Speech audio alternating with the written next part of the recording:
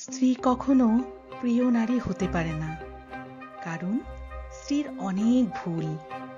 বেশিরভাগ লোককেই যদি প্রশ্ন করা হয় আপনার জীবনের সবচেয়ে প্রিয় নারীকে, স্বভাবতই অনেকে উত্তর দেন মা, কেউ বলেন বোন, কেউ বা বলেন অন্য কারুর কথা, কারণ সে তাকে কোলে পিঠে করে মানুষ করেছে, বড় করেছে। এমন অনেকগুলো সম্পর্কের কথাই উঠে আসে।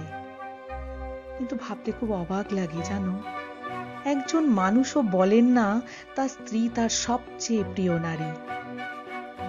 আসলে বাঙালিদের একটা সমস্যা, বউকে ভালোবাসি বললে মান সম্মান চলে যাবে যে, লোকে বউ পাগল বলবে, বউয়ের কাছে ছোট হয়ে যাবে যে, অথবা বাকি পুরুষদের সামনে স্তৈন্য প্রমাণিত হবে।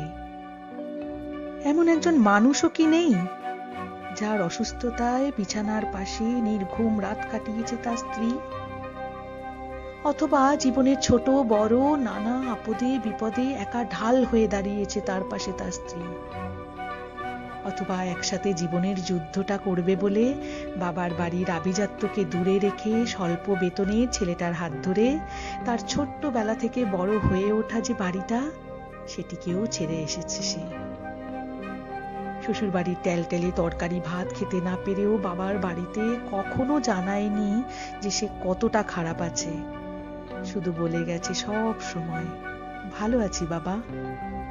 নাকি নিজের বিছানা, বাবার যত্ন, ছোট থেকে বড় হওয়া সেই বাড়িটা সব ফেলে আসা অনেক সহজ, যার কারণে বউ কখনো প্রিয় নারী হওয়ার যোগ্যতা রাখে না? একটু ভেবে দেখো।